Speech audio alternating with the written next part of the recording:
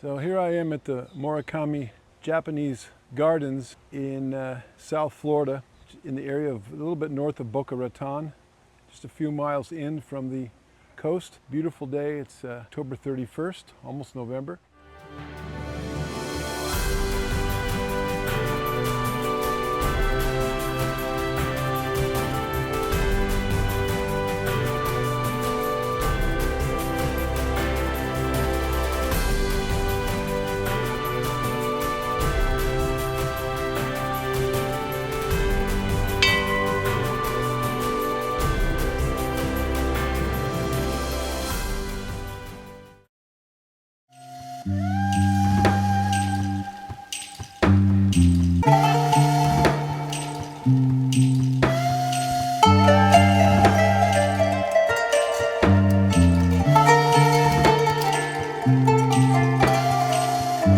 This is a really unique Japanese garden. I've had the privilege of visiting a number of Japanese gardens around the United States and in several foreign countries on several continents. And this garden, for example, the Japanese garden in Portland has 5 separate individual gardens representing different styles and types of Japanese garden. This Japanese garden, the Morikami Japanese Garden, is really cool because it's a walk through time where you start in the style of the Japanese gardens in the 8th century, and during that time, so as you progressively walk around this lake, you come up through the centuries, almost the millennia, 1300 years up into the modern era, and you actually see how Japanese gardens evolved and were affected by different styles and time periods all the way up to the modern era. This is only the second major Japanese garden that I have been able to visit, designed by Hoichi Kurisu. Of course, the one that he was initially most famous for was the Portland Japanese Garden that he helped to build starting in the late 60s and into the 70s, following the plans of his mentor, one of his mentors, Professor Tono, who designed the garden. And then in 2001, Hoichi Kurisu was commissioned to build and to design and help build this garden, the Morikami, and it's one of the top, probably one of the top 10 gardens in the United States. The other 4 are ones that he has done: the Portland Japanese Garden, this one, as well as the Anderson Japanese Garden in Illinois, and then the Frederick Mayer Botanical Garden in Grand Rapids, Michigan.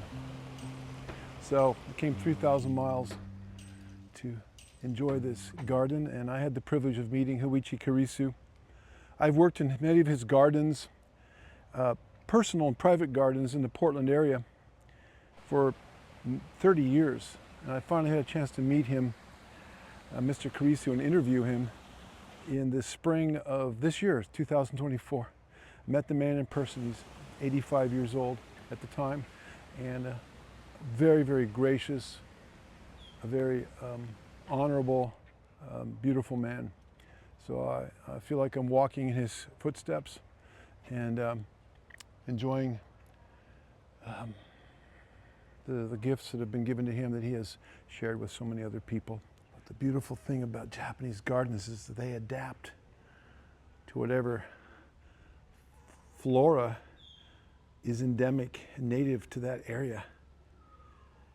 And it's the art style that comes through, the pruning and the training of whatever plants you have, and the design elements that come through and shine through whatever the plants in that area may have to offer, and however the artists arrange them, along with the rocks and the water and other elements of a Japanese garden, and then pruning the trees and the plants in the sukashi and the niwaki Japanese style. This is just the entrance, as you step out of the main visitor center. And there's a lizard. He's running away. Look at that. Hey, guy. Come down the stairs from the visitors center. What types of trees these are? This is South Florida. I'm not an arborist in South Florida. But they're pruned in the same way that we prune our trees and shrubs. Same techniques. This here is a privet. That I do know. I've never seen a privet pruned this way, but it works. Beautiful. What a setting. Very typical Hoichi Kurisu stonework here as we cross over this bridge. This is the entrance to the Japanese garden itself. The reflection of the clouds into the water adds a very dynamic element to the whole atmosphere. And here is the visitor center that we just came through to enter the garden down these steps right there. So we're actually coming onto an island right now. This island, and I'm reading from the brochure that's given out. This island is called the Shinden, S-H-I-N-D-E-N, Shinden Garden. It's a Heian period, and I don't know if I'm pronouncing these Japanese words correctly. And this from the circa 9th to the 12th centuries. Japanese nobility of this era adapted Chinese garden design ideals that featured lakes and islands and emphasized informality and appreciation of nature. Such gardens were usually viewed from a boat. So this is the Shinden Garden, and we're on an island, and we've got white pines and other interesting plants all around us.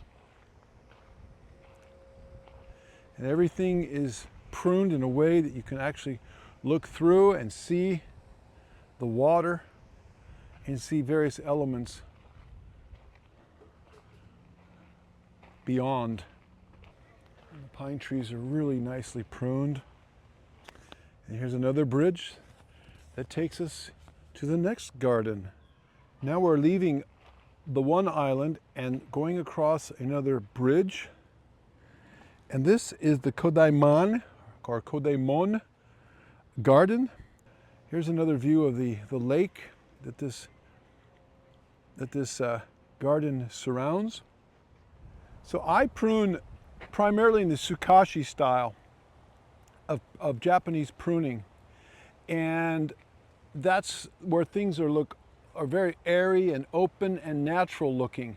This is the Newaki, where they prune things on parallel planes, and they put the bamboo in here to train the branches to spread out. And it's a very caricaturized style of pruning. It's really not my cup of tea, but it's very typical of Japanese style pruning. It's another style, and the reason I don't do it is because it's not what most people in the Northwest want. They like a more natural looking style, but also this type of pruning requires a lot of training. Again, we can look across the lake to the visitor center, pan around. Here's a little peninsula, another part of the garden, the Japanese lantern. Even the roots of this pine tree form a very interesting pattern. And then we move up the tree and marvel over the pattern of the bark. Here comes Sandy, my co-pilot. There's a bamboo grove. Bamboo grows like everywhere. So we just came across this bridge. This bridge is taking us to the next island. More Hoichi Kurisu rockwork. This is very, very emblematic of his work. I have worked in numerous Hoichi Kurisu yards or gardens, and this is a feature in many if not most, of the gardens of his that I've worked in, the private gardens. And this is the Kodaimon, or Kodaimon garden, or ancient gate. Was constructed out of Japanese cypress by the Tokyo craftsmen skilled in centuries-old carpentry techniques. The gates take its inspiration from the entrance of the large mansions of high-ranking samurai during the Edo period, which was from 1600 to 1868. Listen to the wind blowing through the bamboo grove.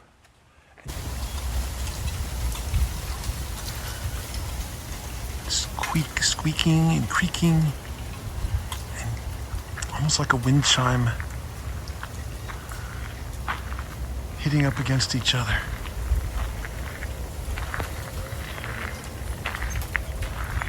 Clackety clack, clack, clack, the sound of the bamboo.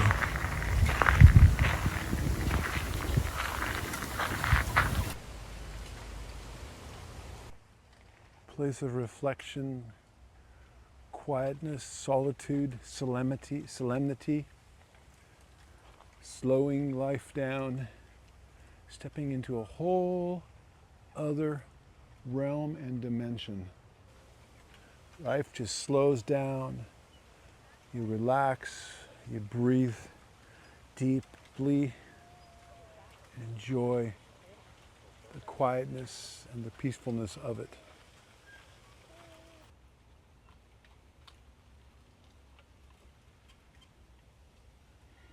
Sandy likes the sound of the bamboo rustling in the wind. So one of the cool things about a Japanese garden, any garden for that matter, but especially it's built into the elements of a Japanese garden, is the garden interacts with nature. So when the wind blows, you hear different sounds of the plants, wind chimes, in this case the bamboo hitting and clacking against itself, sound of running water, sound of the clacking of the, I forget the name of it, scare the deer away. You know, water goes in one end of a bamboo tube, and the weight of it hits a rock or something like that, and that's actually a cool garden element, running water, but also is designed to scare the deer away from eating and pruning illegally in the garden.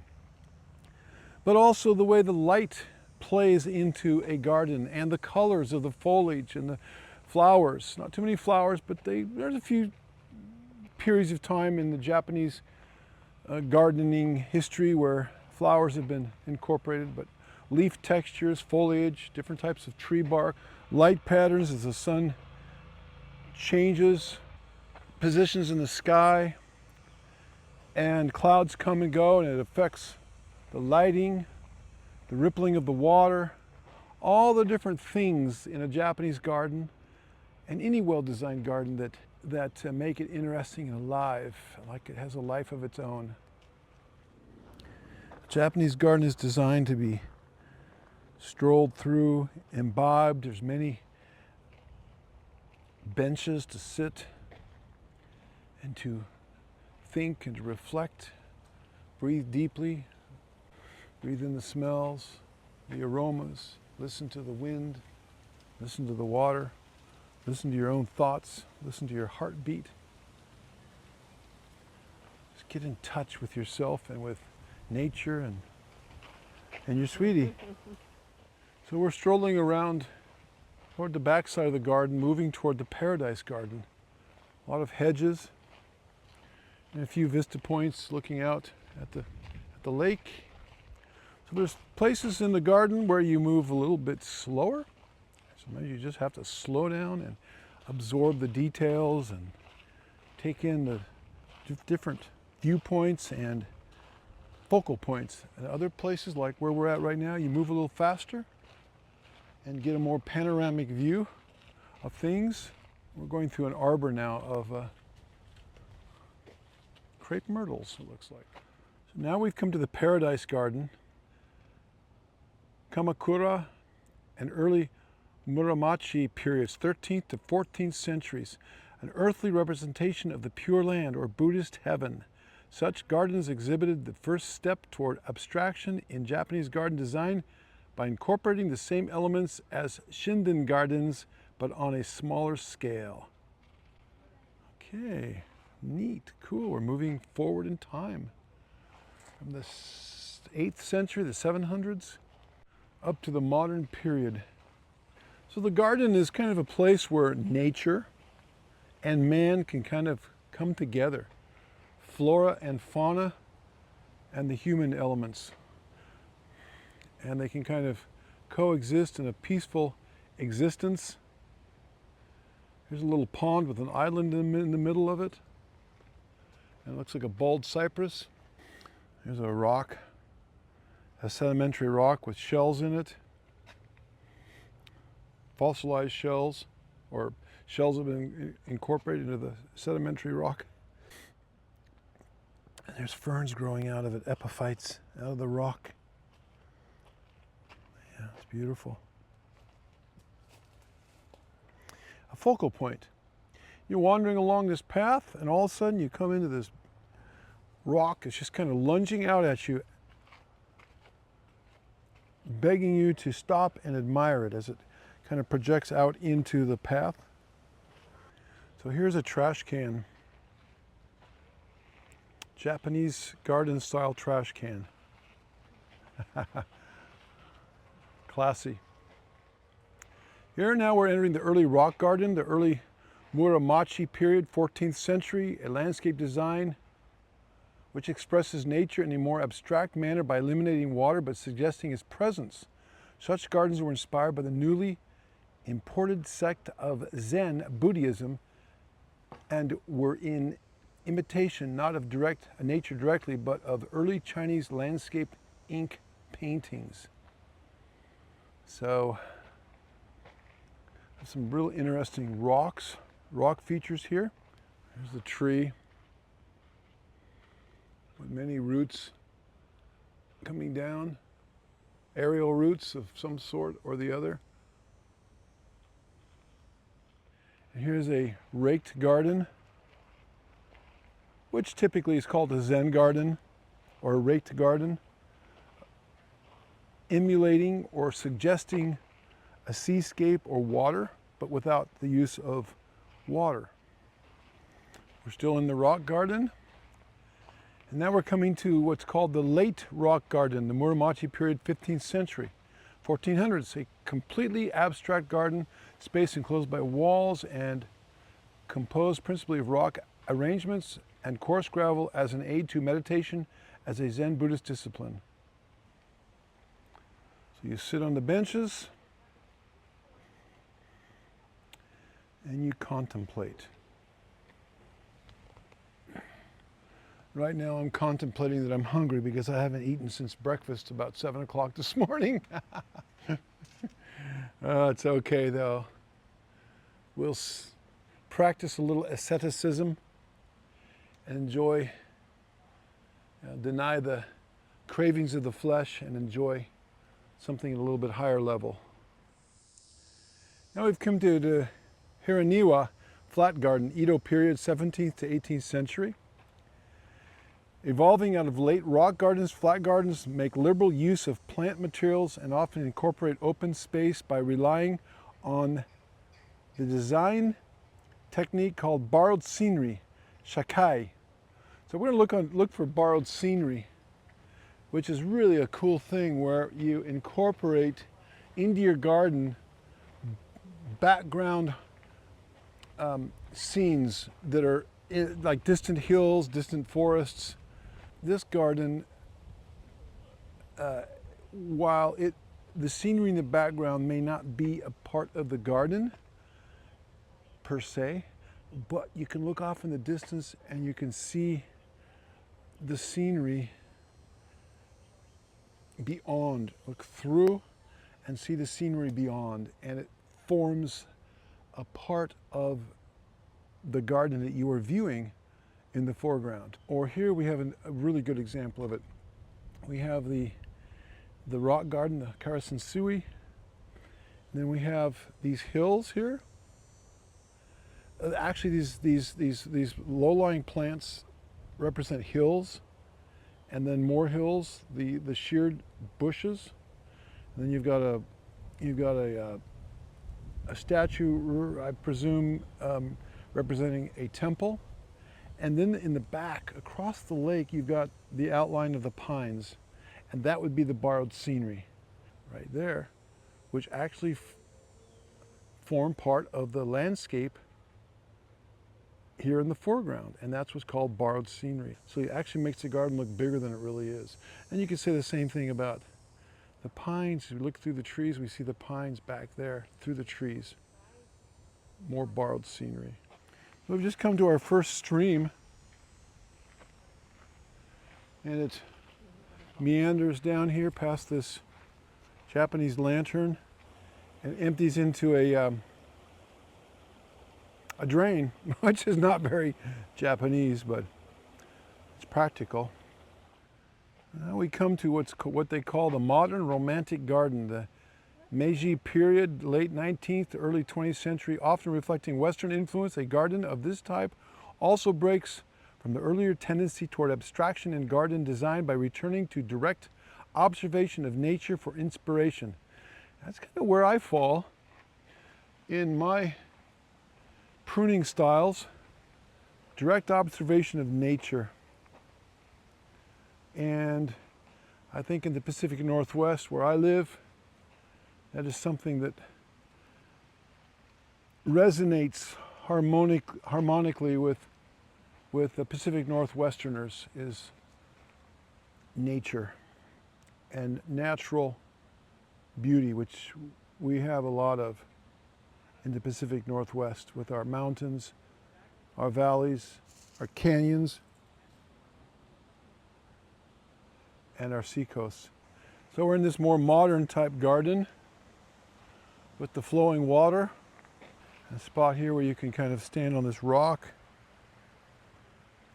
and view, hear the movement of water.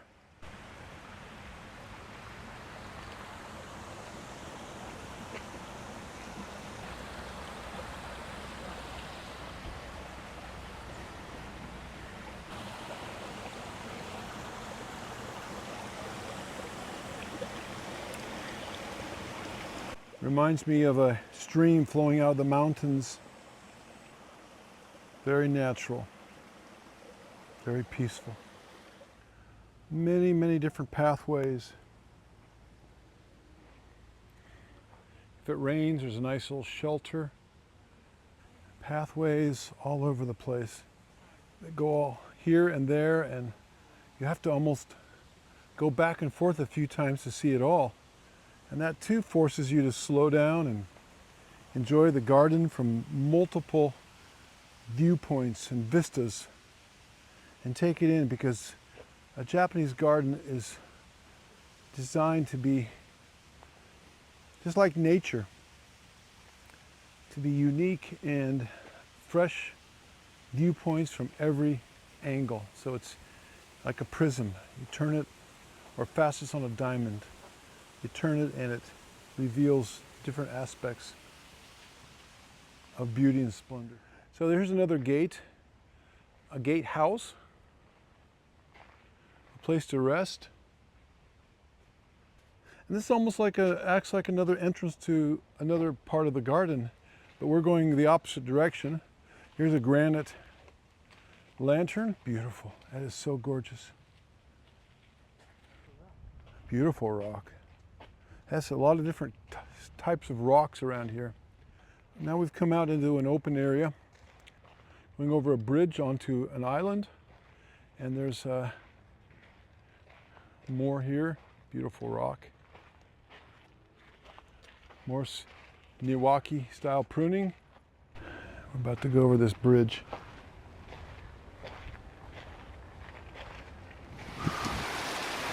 Here's a pavilion.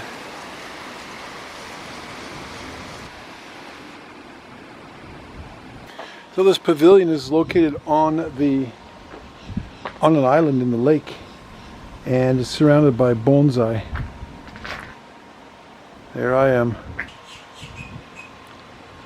See the reflection in the glass of the bamboo grove on the opposite side of the lake.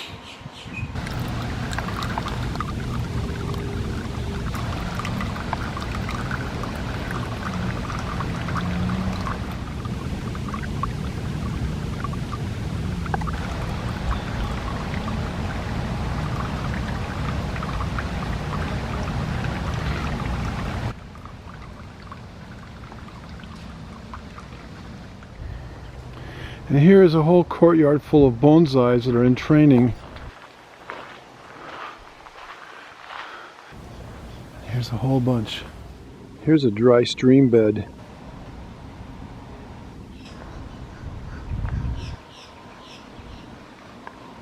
Flows right into the lake.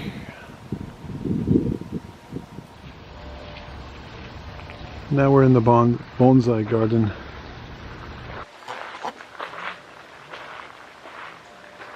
This one's been in the family since 1950, 1988. A willow, beautiful. 1975.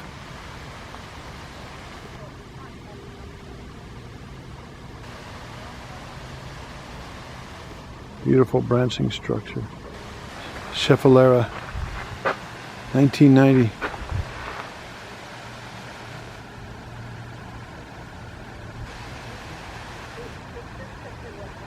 Schefflera. Green Island ficus. Here's the first conifer, a type of juniper that I've seen here. Here's a black pine. Pinus thunbergii. This is a beautiful, large specimen.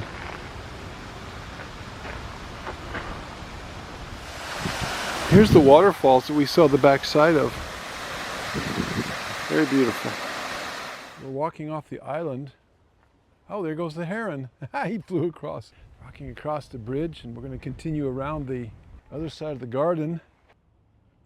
So we're walking around about the 8 o'clock position as you walk counterclockwise around the garden. We've been here for several hours.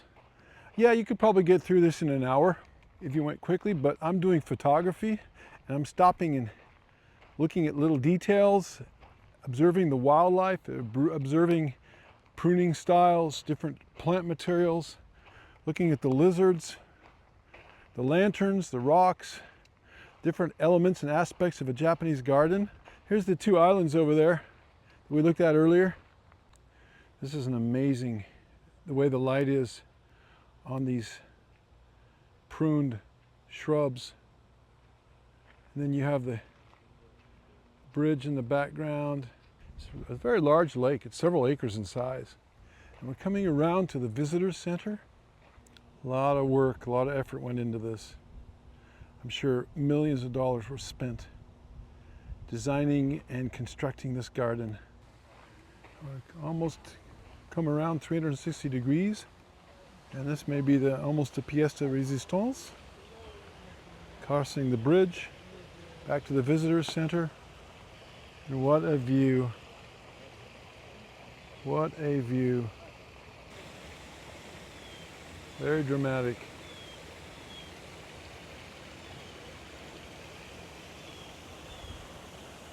You can even smell the water.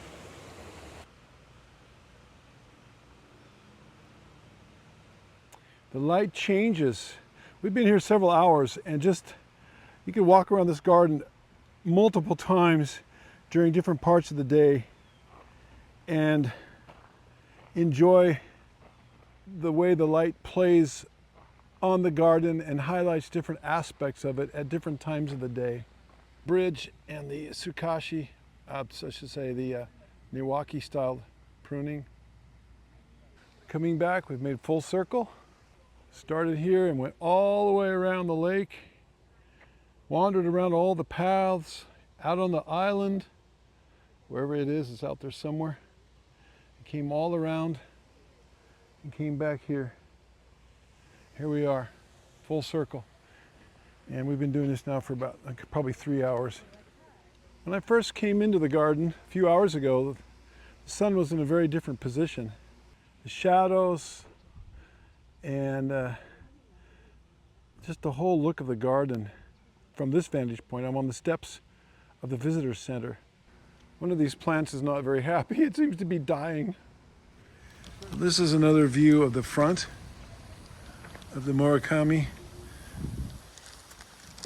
Gardens as you approach the visitor center, but we're looking at it as we go out. And it's absolutely phenomenal. Like all aspects of the garden.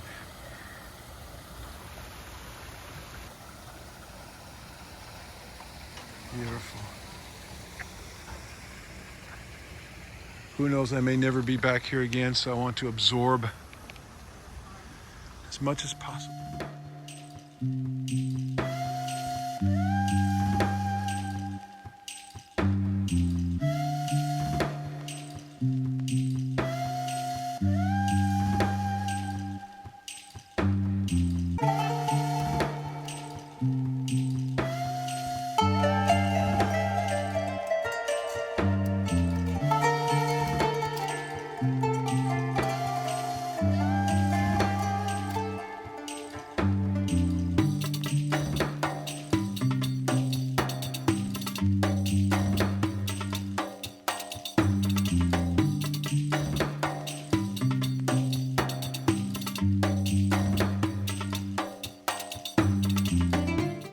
This is at the entrance to the garden. As you walk up from the side.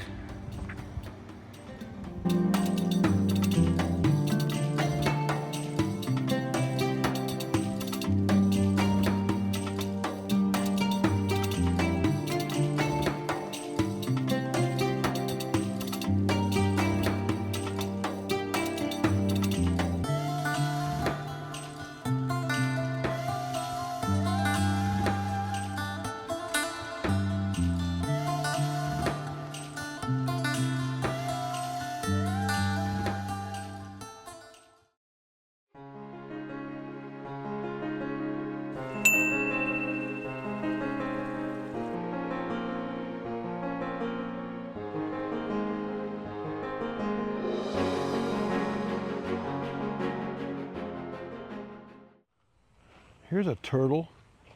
Look at that guy. And I neglected to mention the wildlife is another element of the Japanese garden. And there's pollywogs in there too, swimming around the turtle. It's one thing that's unique about the Morikami Garden. Alligators may be present. This is Florida after all. I haven't seen an alligator yet, but I guess they can wander here and there, and you never know. Several turtles sunning themselves right on that rock. We've got lizards all over the place in this garden too. So that adds interest. You're running along and all of a sudden there's a lizard staring at you from a tree or scampering across the path, the footpath that you are on. There's another lizard right there. Hey, lizard.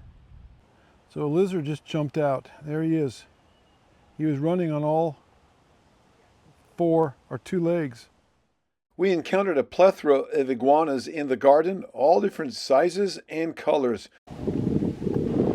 There's an iguana sunning himself on the rock. He's enjoying the garden in his own way.